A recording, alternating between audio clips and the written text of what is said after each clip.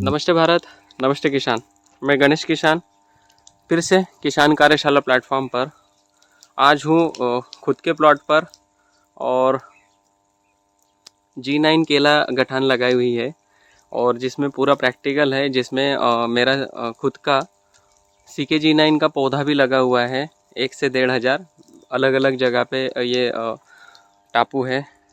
ये 1 number plot, ये 2 number plot, 3 number plot उस दिशा में है।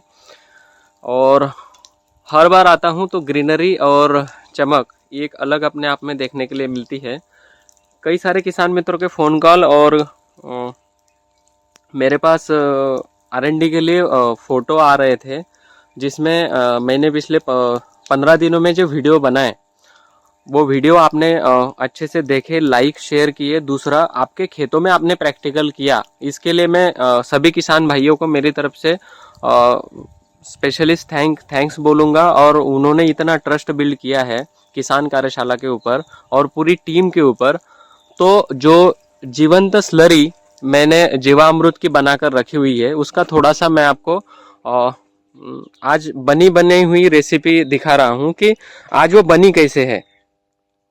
उसमें से क्या झाग निकल रहा है, उसका मिश्रण कैसे बना हुआ है, मित्र बैक्टीरिया कॉलोनी कैसी बनी हुई है, तो उसका थोड़ा सा उदाहरण मैं और दिखाने का प्रयास कर रहा हूँ मित्रों। एकदम बढ़िया तरीके से झाग है। दूसरा, ये गोबर और मिट्टी जितनी भी डाली हुई थी, तो इसका कंपाउंड आप देखोगे तो नीचे से देखिए कैसे उपले आ रहे हैं, ये वाली चीजें। अभी कई किसान मित्र पूछ रहे थे कि यार गणेश भैया, आपने स्लरी बना ली है, जीवामृत अलग तरीके से बनाया हुआ है, जो एक अलग ही हमें लग रहा है और समझ में आ रहा है, लेकिन इसको हम लोग खेत में एप्लीकेशन करें कैसे, ये सबसे मेन पॉइंट था। और कम से कम लगभग 100 से 150 किसानों के फ़ोन कॉल्स और मेरे पास मैसेज आए।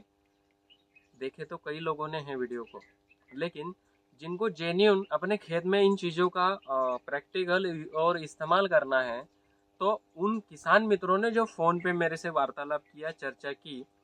तो आज की डेट में मैं किसान मित्रों को ये बताना चाहूँगा कि जीवामृत वगैरह ये जो चीज़ें हैं, जैसे प्रैक्टिकली यूट्यूब चैनलों के ऊपर कई सारे व्यक्तिगत चीज़ें दिखाते हैं और किसानों को ये बताने का प्रयास कर रहे हैं कि आप नेचुरल खेती की तरफ जाइए, प्राकृतिक खेती की तरफ जाइए, जीवामृत बनाइए, जीवामृत डालिए।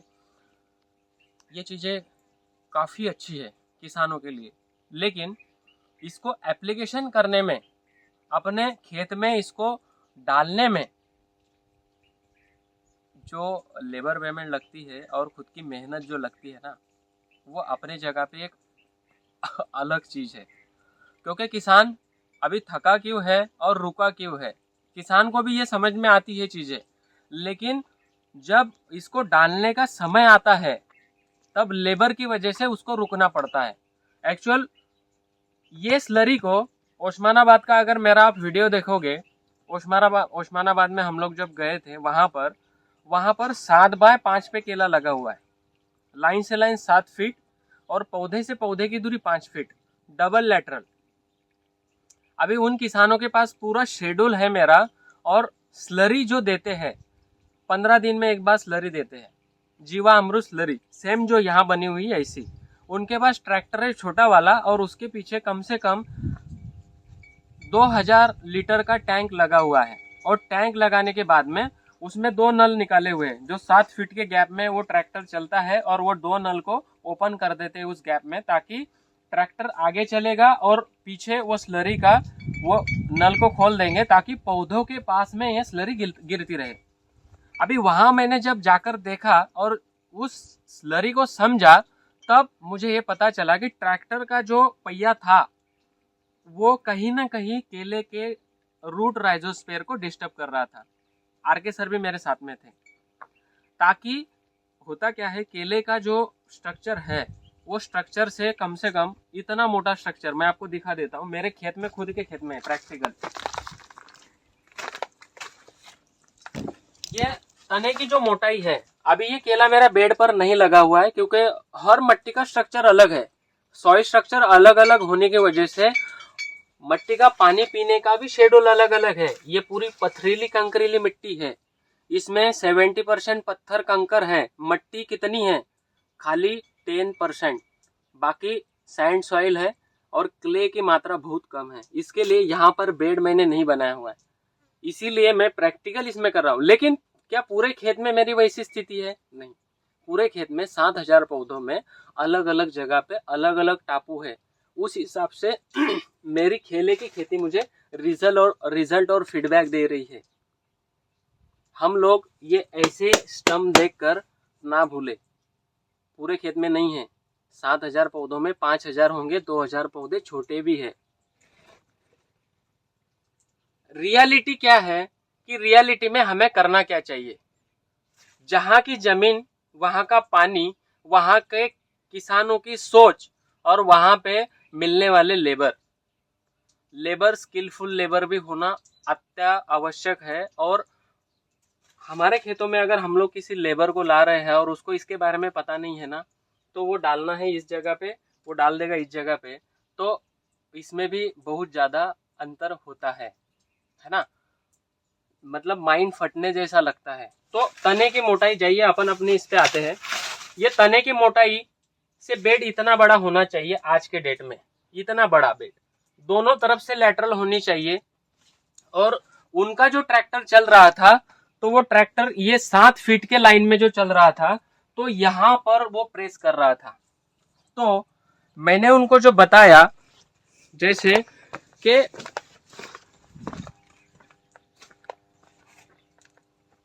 लाइन से लाइन 8 फीट जाइए और पौधे से पौधे की दूरी 5 फीट।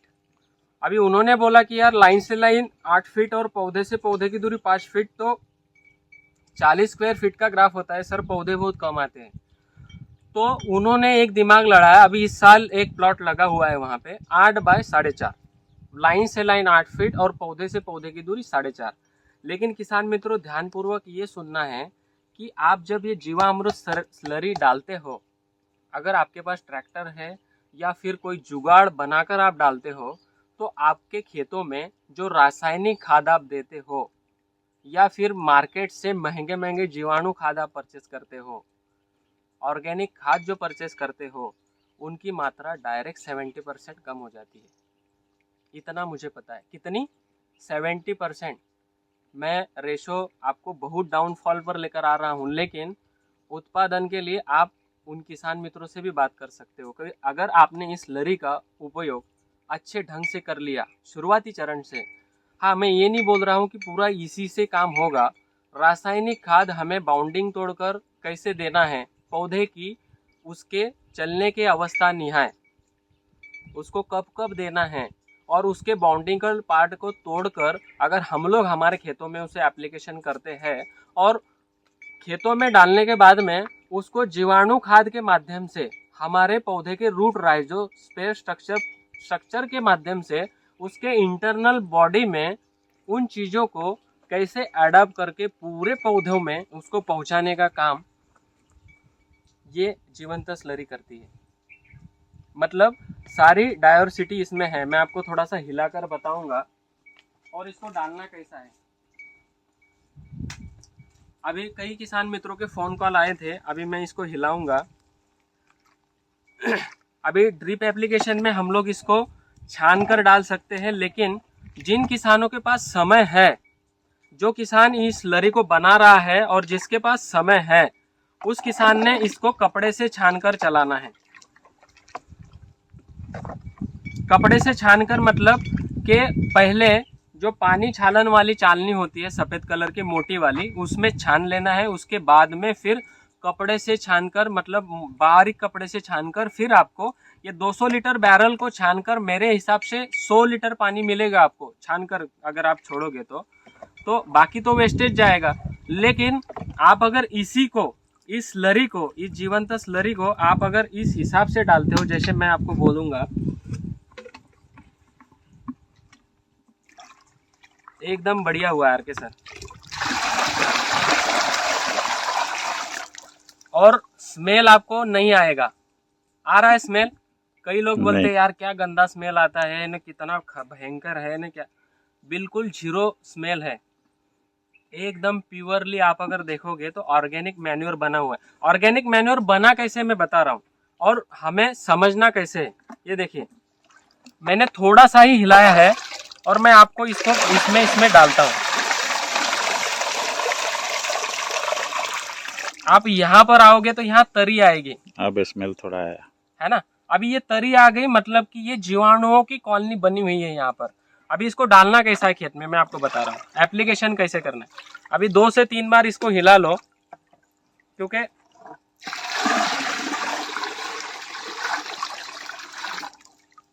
नीचे से ऊपर ये पूरा फर्मेंटेशन किया हुआ सारा मटेरियल ऊपर से नीचे से ऊपर आ रहा है।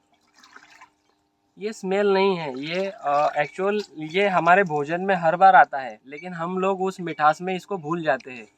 और यही चीज़ें हैं खेत के लिए। अगर हमारे खेतों की मिट्टी की उर्वरा शक्ति को बढ़ाना है तो आपको इस पर जाना पड़ेगा।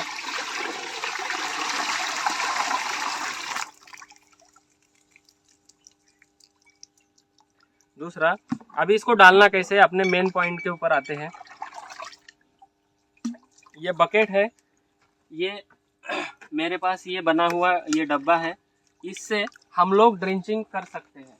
जैसे मेरे पास कुछ पपीते का पौधा भी है। अभी इस पपीते के पौधे में मैं ड्रिंचिंग करूंगा। तो ड्रिंचिंग करते समय करना क्या है, जैसे ये पानी है, ये पानी को ऐसा लंबा डाल देना है, ये वाला, जहाँ पपीते के पौधे के पास जहाँ पानी गिरता है डेली, वहां पर इसको डाल देना है। ऐसा लेकर ये स्लरी को डाल दो, आपको बेहतरीन रिजल्ट आएगा। ये लाइव प्रैक्टिकल इसलिए मैं दिखा रहा हूँ क्योंकि कार्यशाला का मीन्स ही वही है कि किसानों को प्रैक्टिकल दिखाए। क्यों? यहाँ पर मिक्रोबैक्टीरिया कॉलोनी काफी मात्रा में भयंकर तरीके से डेवलपमेंट होगी। ये जहां जहां मेरे प्लॉट में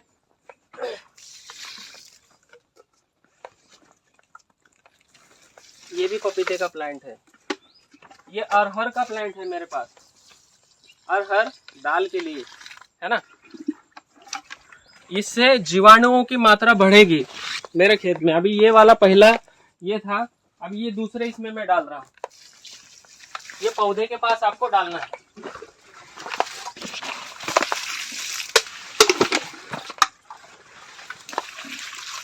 क्योंकि यहाँ इसलिए डालना है, यहाँ जीवंत जड़ें हैं, है ना। ये ऐसी ड्रिंचिंग आप लोगों को करनी है।